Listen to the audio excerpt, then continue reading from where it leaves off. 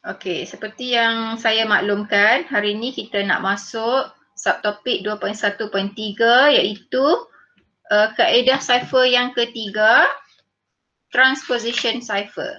Okay. Transposition cipher adalah sejenis cipher yang mengubah kedudukan abjad dalam teks biasa. Mengubah kedudukan abjad dalam teks biasa. Sebab itulah nama dia transposition. Okay. Trans ni macam dia ubahlah, berpindah. Position tu kedudukan. Jadi dia ubah kedudukan abjad dalam teks biasa. Okay. Untuk menjadi teks cipher. Itulah subtopik kita hari ni, transposition cipher. Okay, seterusnya.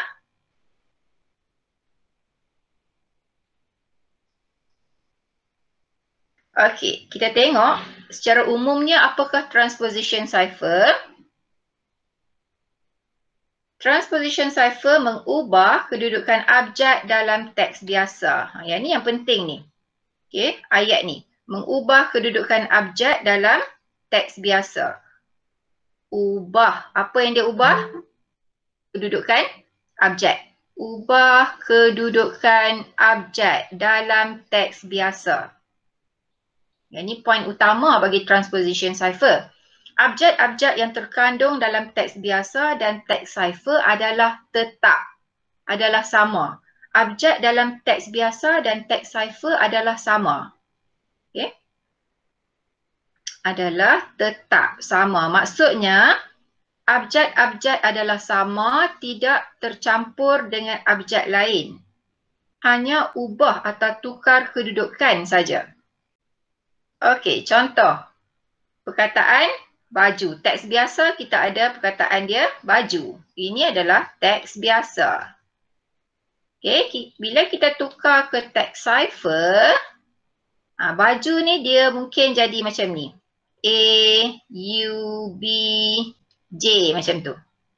Okey, maksudnya dalam teks cipher menggunakan transposition cipher, dia hanya mengubah kedudukan abjad. Abjad masih sama, cuma ubah kedudukan saja. Abjad lain tu tak masuk. Faham tak? A kan? A kat sini, U, B, J macam tu. Okay? Dia tak ada lah X ke Z ke, tak ada kat sini. Sebab dalam teks biasa dia tak ada, ya. Itu yang pertama. Yang kedua, melakukan perubahan terhadap kedudukan abjad-abjad dalam teks sahaja. Ni macam yang pertama tadilah, macam saya terangkan tadi. Perubahan terhadap kedudukan. Ubah kedudukan abjad dalam teks sahaja. Yang ketiga, perubahan yang berlaku ini juga dikenali sebagai pemutaran atau percampuran, scrambling. Macam mana dia ubah, mungkin dia putarkan abjad-abjad tersebut ataupun dia scramble. Okey. Okey, seterusnya.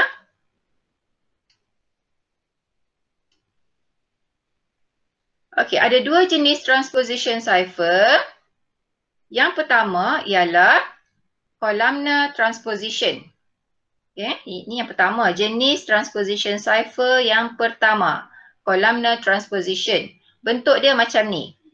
Dia dalam jadual. Okey. Okey, yang kedua adalah rail fence cipher. Okey. Zigzag cipher. Nama lain dia adalah zigzag cipher. Okey. Zigzag cipher. Kenapa dia panggil zigzag cipher? Rail fence ataupun zigzag cipher. Benda yang sama. Kenapa dia panggil zigzag? Sebab kalau awak tengok contoh kat bawah ni, susunan dia. Okey, zigzag. Dari atas, turun bawah, naik atas, turun, naik, turun kan? Ini adalah teks biasa. Okay, yang dia susun zigzag ni adalah teks biasa. Cuba kita baca tengok apakah maksud teks biasa ni. Jumpa di apa? Pintu satu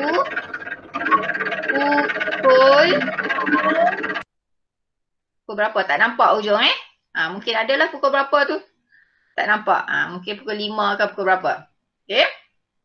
Ini adalah cara macam mana kita nak baca teks biasa. Kita baca dalam bentuk corak zigzag ni. Okey. Tapi kalau teks cipher, kalau dalam bentuk teks cipher, kita baca macam ni. Teks cipher kita baca baris demi baris. Kalau tengok dekat sini dia bagi dah. Teks cipher dia baca macam ni. JMAIITIUU ni kan? Oh, ni bukan I, ni 1 ya. Pukul 1. Pintu 1. Okay. Teks cipher dia baca baris demi baris secara melintang dari kiri ke kanan.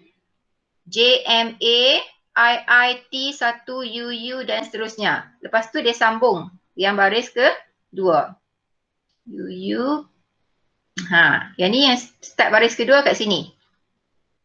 Nampak tak? Ni kan? UPDPN semua ni. Okay. Yang ni adalah daripada baris 1. Itu adalah real fan cipher, zigzag cipher. Lepas ni kita akan tengok lebih mendalam lah. Okay. Tak faham tanya ya? Okay, ini adalah ciri-ciri columnar transposition cipher. Okay, kita tengok ciri-ciri dia apa. Yang pertama, menyulitkan satu mesej dengan menulisnya dalam jadual. Okay, dia gunakan jadual secara mendatar, horizontal, dengan bilangan lajur atau kolom yang telah ditetapkan. Jadi ingat, dekat sini yang penting, columnar transposition, dia menggunakan jadual. Bila jadual awak tahu kan macam ni. Okay, ni adalah contoh jadual.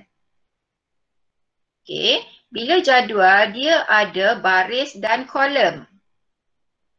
Okay, baris, yang mana baris? Kelas bagi tahu saya yang mana baris? Yang ke tepi ni ke yang ke bawah? Baris yang mana? Ada orang tak ni? Okey, baris tu adalah yang mendatar daripada kiri ke kanan. Ini adalah baris. Baris 1, baris 2, baris 3, baris 4, baris 5. Okey. Untuk jadual ni awak kena tahu yang mana satu baris, yang mana satu lajur. Kalau tak tahu yang tu, tak boleh jawab. Okey, baris kita dah tahu dah. Yang melintang ni adalah baris, kan? Okay. Oh, melintang ke? Yang ni, baris adalah yang mendatar dari kiri ke kanan, kiri kanan. Ini adalah baris. Lagi satu adalah lajur. Okay, lajur. Yang mana lajur? Ni dari atas ke bawah. Ini adalah lajur, kolom, lajur ataupun kolom. Okey, kolom 1, kolom 2, kolom 3, kolom 4. Boleh? Okey. Baris. Baris ni bahasa Inggeris kita panggil sebagai row. Okey. Row atau baris, benda yang sama. Okey, macam mana awak nak tahu itu adalah baris atau lajur? Cara nak ingat dia macam ni. Okey, row. Baris adalah row. Row ni dia mendatar saja cara nak tulis dia. Kan? Dia ke sana. Okey. Dia ada R. R tu row dan baris. Baris pun ada R. Okey. Maksudnya baris tu yang dari kiri ke kanan lah. Okey, lajur. Lajur dia ada L. Kat sini L. Dalam bahasa Inggeris kita panggil kolom. Ada L juga kan? L tu maksudnya dari atas ke bawah. Okey, yang dari atas ke bawah. Ini adalah lajur.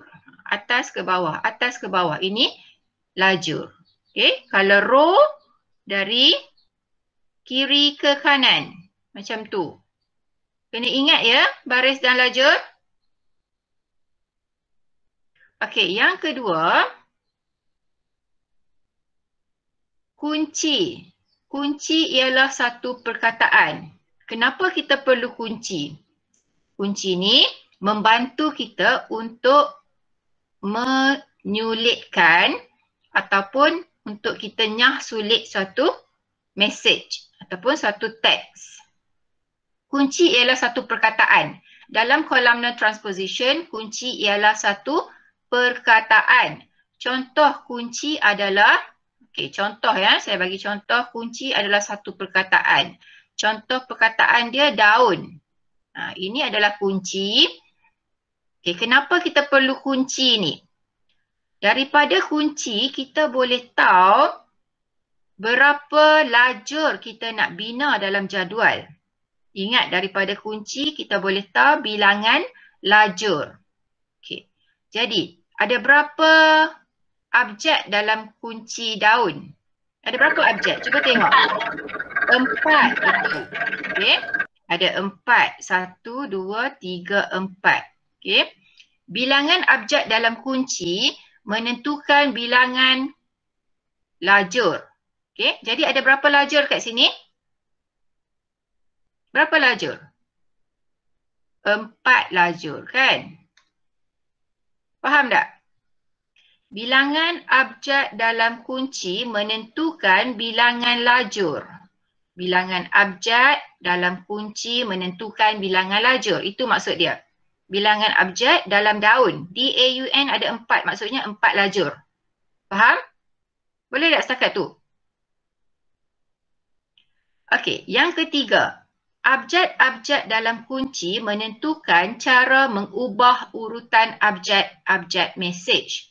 Ini maksudnya, daripada kunci daun kita boleh lukis 4 lajur. Okey, kita lukis dulu. 1, 2, 3, 4. Okey, lukis dulu. Nanti kalau tak cukup ruang dekat bawah ni kita tambah. Okey. Ini baris pertama. Baris pertama. Lepas tu kita ada pula baris kedua. Okey, baris pertama tu kita masukkan kunci. Perkataan kunci tu kita masukkan. Okey, kunci kita apa? Daun kan? So kita tulis kat sini. D-A-U-N. Daun. Faham tak setakat ni? Okey. Abjad dalam kunci menentukan cara mengubah urutan abjad dalam mesej. Okey, daripada kunci ni, selain daripada kita tahu ada 4 lajur, kita juga perlu buat urutan. Okey. Urutan maksudnya dalam kunci ni abjad mana yang mai dulu? D-A-U-N. Yang mana dulu? Kalau kita kira ABC tu kan? Abjad mana dulu? A dulu. A kita tulis nombor 1. A1. A, B, C, D. Kan? Lepas tu abjad mana yang ketiga?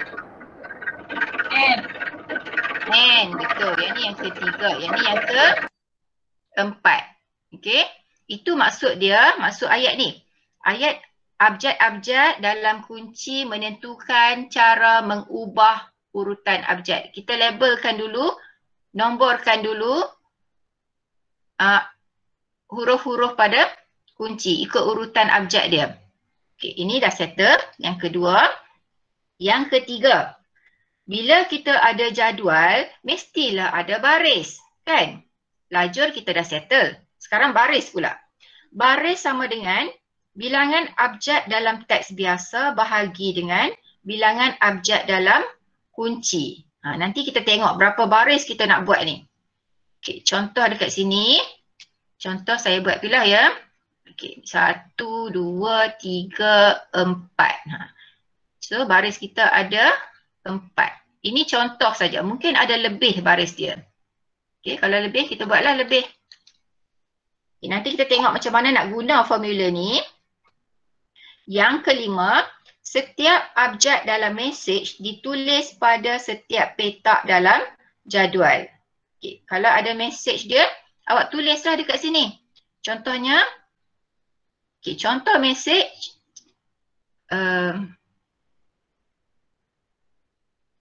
balik jam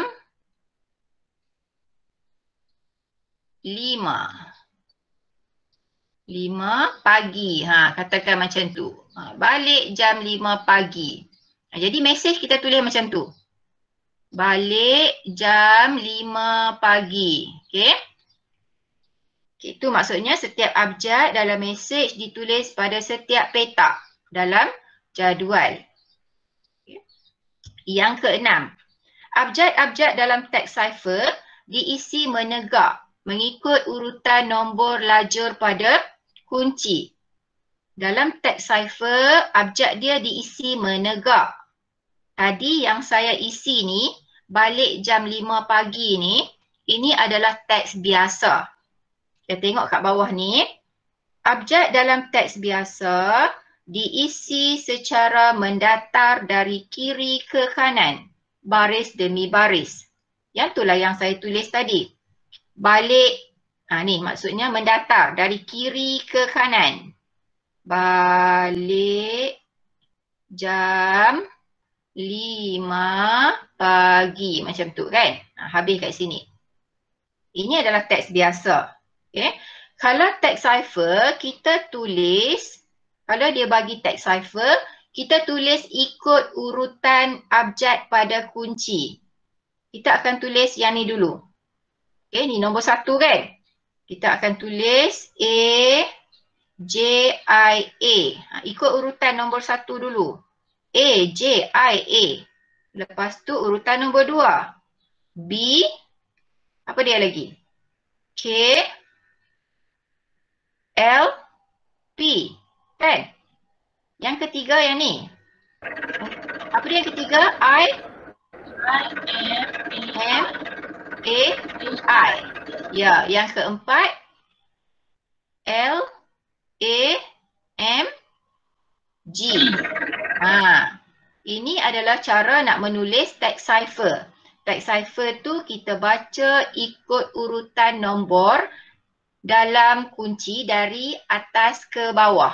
Atas ke bawah, habis nombor 1, baca hak nombor 2 pula. Macam tu. Okey. Kita tengok lagi supaya lebih faham. Kalau tak faham apa, tanya terus. Okey, contoh 1. Sulitkan mesej, kamu ialah ketua pengawas. Kita nak sulitkan mesej ni. Ini kamu boleh baca tak ni mesej ni? Boleh faham tak? Kamu ialah ketua pengawas. Faham kan? Faham. Kalau faham, ini teks biasa ke teks cipher? Teks biasa. Ya, betul. Ini adalah teks biasa. Dalam teks biasa, selalunya kita perlu kira berapa bilangan aksara, berapa bilangan abjad dalam teks biasa. Okey, selalunya kita kena kira lah untuk tahu bilangan baris. Tak apa, sat lagi kita kira. Dia suruh kita sulitkan mesej ni, gunakan kaedah columnar transposition cipher. Kaedah ni dia suruh guna, menggunakan kunci. Kunci dia bagi perkataan surat. Okey. Kunci kan ialah satu perkataan. Perkataan yang dia bagi adalah surat. Okay, kita cuba buat sama-sama. Okey, ini cara macam mana nak buat. Kita tengok ya. Teks biasa yang diberi ialah kamu ialah ketua pengawas. Okey, kunci adalah surat. Okey, dari kunci sama dengan surat. Kunci dia surat kan? Bilangan lajur sama dengan 5. Tadi kan saya bagi tahu daripada perkataan kunci kita boleh tahu apa? Bilangan? Bilangan apa? Lajur. Bilangan lajur. Okey, lajur sama dengan 5. Okey, settle yang ni. Okay, jadi kita lukislah lajur tu 5. 1, 2, 3, 4, 5. Kita lukis 5. Lepas lukis lajur, tulis dulu kunci kat atas. Mesti tulis supaya tak silap. Ni kunci dia, surat. Lepas tulis kunci nak buat apa? Nomborkan. ikut, nomborkan ikut abjad pada kunci. Kan? A dulu kan? A, B, C, D, E, F, G, H, I, J, K, L, M, N, O, P, Q, R. R. Lepas R, S. Lepas S, T. Lepas tu U. Faham tak ni? Okey. Lepas kita buat lajur, lepas tu tulis kunci. Yang ketiga, tulis nombor ikut urutan pada kunci. Urutan abjad pada kunci. Yang seterusnya, kita buat bilangan baris. Kita nak tahu ni berapa baris nak lukis bawah ni. Okey. Ni saya dah buat siap-siap. Bilangan baris sama dengan bilangan abjad teks biasa bahagi bilangan abjad kunci. Okey. Bilangan abjad pada teks biasa. Ini teks biasa. Berapa bilangan abjad? Mari kita kira. 1, 2, 3, 4, 5, 6, 7, 8, 9, 10, 11, 12, 13, 14, 15, 16, 17, 18, 19, 20, 21, 22. Okey? Jadi bilangan abjad dalam teks biasa ialah 22. 22 bahagi dengan bilangan abjad kunci. Kunci ada berapa bilangan dia tadi? Berapa? 5. Okey, jadi 22 bahagi 5 dapat 4.4. Okey, bila dapat perpuluhan, kita bundarkan kepada nombor yang lebih besar. Okey, bundar kepada nombor yang lebih besar. Kalau matematik, awak bundarkan jadi 4 kan? Sebab yang belakang tak cukup 5. Okey, tapi untuk columnar transposition, bila ada perpuluhan macam ni, awak bundarkan ke nombor yang besar. Kalau dia 4.1 pun bundarkan jadi 5. Faham? Okey Jadi 5 ni adalah 5 baris. 5 baris. Jadi kita buatlah baris. Baris 1, baris 2, baris 3, baris 4, baris 5. Okey, boleh Yang sebelah ni okey, nombor 1 settle. Okey, yang kedua, isikan abjad teks biasa bermula baris 1 demi baris. Jika ada ruang kosong, isikan dengan abjad lain untuk memenuhkan jadual. Okey, teks biasa ni, kamu ialah ketua pengawas, kita kena isi baris demi baris, ikut baris dia. Mula daripada baris pertama. Ini baris pertama kan? Kedua, ketiga, keempat, kelima. Macam mana nak isi? Yang ni isi K, A, M, U, I, sambung terus ya. Yang ruang kosong ni sambung terus. I, A, apa lagi bagi tahu saya? Ialah ketua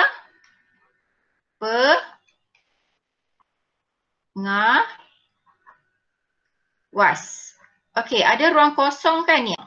Kotak kosong kita kena penuhkan juga. Itu maksudnya, jika ada ruang kosong, isikan dengan abjad lain. Kenapa kita isi abjad lain? Untuk memenuhkan jadual. Jadi selalunya kita isi dengan abjad yang kita tak boleh baca. Contohnya, X, Y, Z. Faham? Okey tak ni?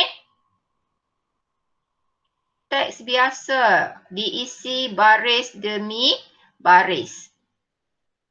Okey Seterusnya, settle dah nombor 2. Nombor 3. Apa kita buat dalam step yang ketiga? Teks cipher dibaca mengikut urutan lajur nombor pada kunci. Okey. Macam mana nak baca teks cipher? Kita ikut lajur urutan nombor pada kunci. Okey, tengok. Ni lajur. Ini semua lajur. Kita baca ikut urutan nombor. Ini nombor pada kunci. Tengok nombor 1 dulu. Okay. Apa abjad yang muncul?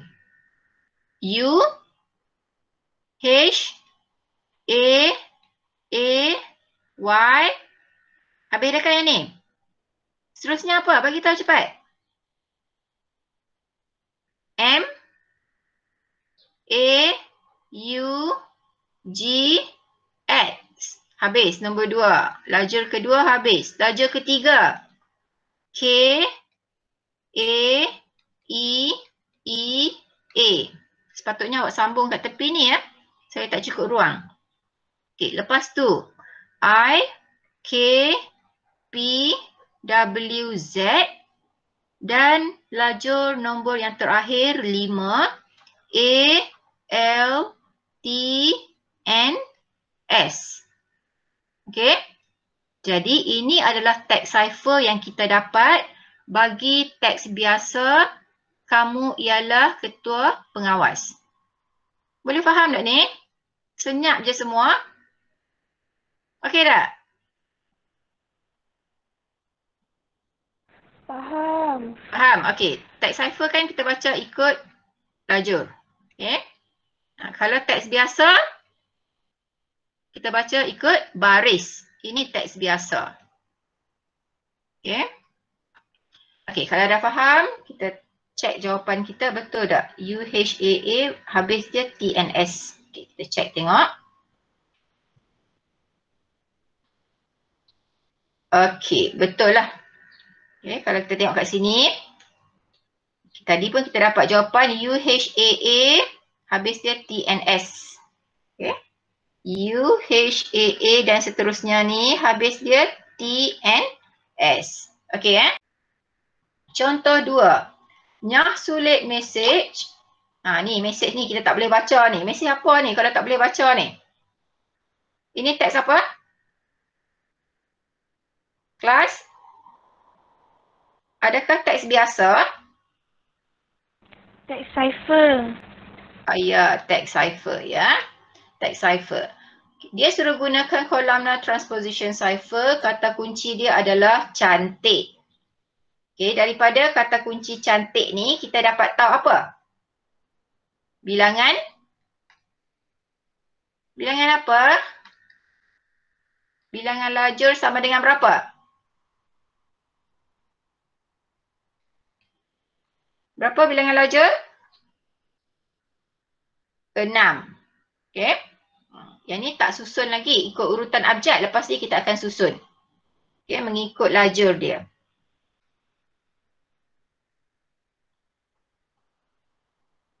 Okey, macam mana kita nak nyah sulit mesej tersebut? Kita tengok kat sini. Teks cipher yang diberi yang ni kunci adalah cantik. Dari kunci cantik kita dapat tahu bilangan baris sama dengan 6. Tadi saya dah tunjuk dah, kita kira abjad dalam kunci dapat 6. Bilangan lajur. Bilangan lajur sama dengan 6. Seterusnya kita nak tahu bilangan baris. Daripada 2 ni, kita boleh lukis macam ni. Okey, lukis macam ni dan lebih sikit lah untuk lajur ni buat lebih sikit. Sebab tak tahu berapa baris kan. Okey, tulis dulu yang atas kita tulis apa? Kunci. Perkataan kunci. Yang ni kita buat apa? Nombor. Okey, ikut abjad dalam kunci. Ikut susunan abjad dalam kunci. A. Lepas tu B. B tak ada C. D, E, F, G, H, I, J, K, L, M, N, O, N. P, Q, R, S, T. Macam tu. Kita tulis nombor siap-siap kat sini supaya tak silap. Bilangan baris sama dengan bilangan abjad teks cipher. Ini teks cipher. Berapa bilangan abjad dia? Bilang ada berapa semua? Ada berapa? Ada 36. Saya dah tolong kira dah. 36 bahagi dengan bilangan abjad dalam kunci. Okey, bahagi dengan bilangan abjad ni. Abjad ni semua kita ada 6 abjad kan. Jadi 36 bahagi 6 dapat 6 baris. Dapat nombor bulat cantik. Lepas tu kita buatlah baris dia. Baris 1, baris 2, baris 3, baris 4, baris 5, baris 6. Macam tu. Boleh?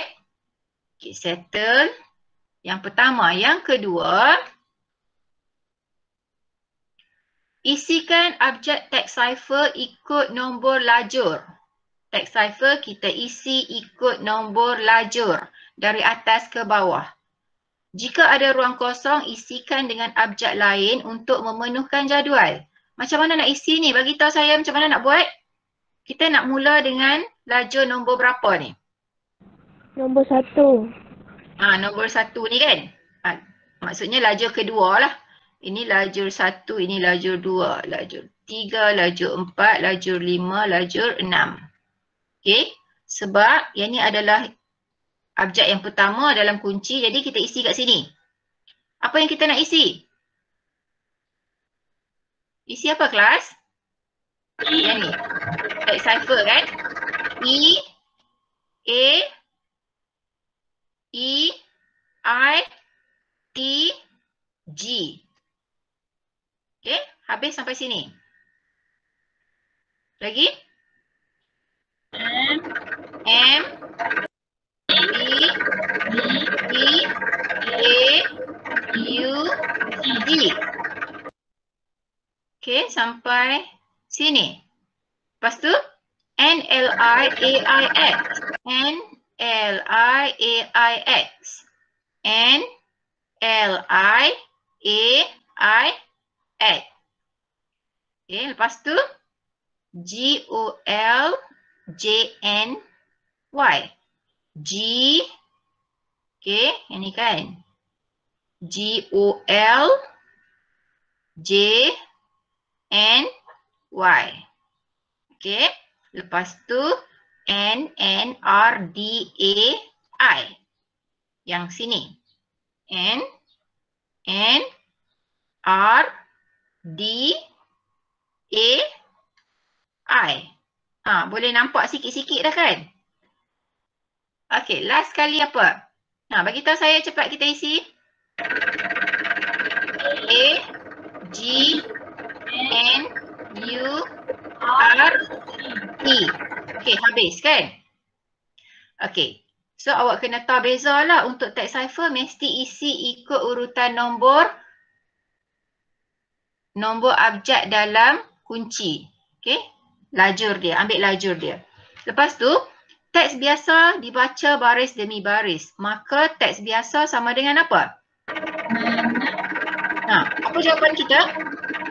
Teks biasa. Banglo bernilai 2 juta ringgit. Menang banglo bernilai kan? Macam tu nak baca dia. Okey. Itulah jawapan kita. Menang. Okey, jarak buat sendiri.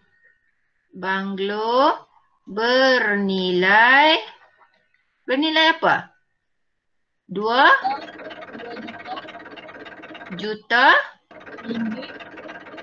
ringgit. Wah, hebat. XY nak kena tulis tak ni? Untuk teks biasa. Perlu tak tulis? Tak perlu. Tak perlu, bagus. Tak perlu tulis. Okay, untuk teks biasa tak perlu tulis. Tapi dalam ni, dalam teks cipher ada. Okay, kita perlu tulis. Kalau tak cukup. Nanti kita bilang tak cukup 36, jadi baris dia silap pula. Okay, so faham tak yang ni? Okay ya? Hari ni senyap sangat. Okay, jadi kita tengok, kita cek jawapan betul ke tak betul. Betul lah tu. Menang banglo bernilai 2 juta ringgit. Okay, betul. Okay, next. Tengok yang jenis yang kedua, transposition cipher jenis yang kedua. Nama dia adalah, tadi kita sebut dah, railfan cipher. Kita tengok macam mana dia berfungsi, railfan cipher. Ini antara ciri-ciri dia. Yang pertama, abjad dalam teks biasa ditulis ikut susunan corak zigzag. Seperti pagar, baris demi baris. Baris demi baris ni tak ada ni, apa ni, silap.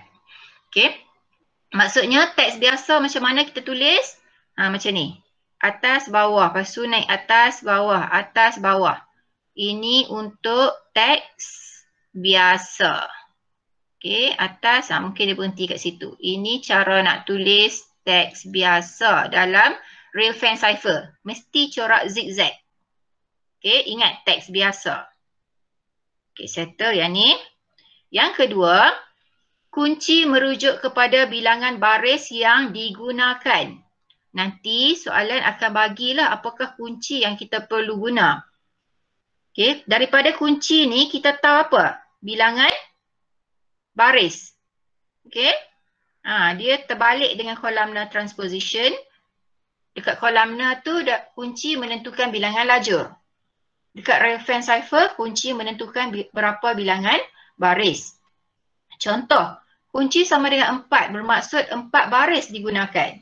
Okay, kalau kunci 4 kita kena buat 4 baris. 1, 2, 3, 4 macam tu.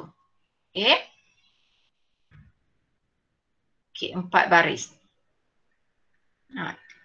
Lajur dia ni, bilangan lajur ditentukan oleh bilangan abjad dalam teks biasa. Kalau teks biasa ada 36, kena lukis 36 lah. Okay, kena sambung lagi lah kat sini. Okay, ini maksudnya kunci sama dengan 4. Bermaksud 4 baris. Baris 1, baris 2, baris 3, baris 4. Kunci sama dengan 4. Okay, seterusnya. Bilangan baris sama dengan bilangan nilai kunci. Macam saya sebut tadilah. Kalau kunci 4, baris pun 4. Bilangan lajur bersamaan dengan jumlah abjad dalam teks biasa atau teks cipher. Bilangan lajur ditentukan oleh jumlah abjad. Jumlah abjad dalam teks, sama ada teks cipher ataupun teks biasa. Okey, sama.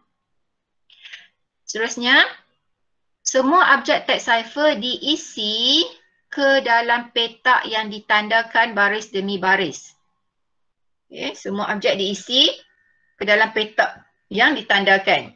Teks cipher dibaca baris demi baris. Teks biasa dibaca mengikut corak zigzag.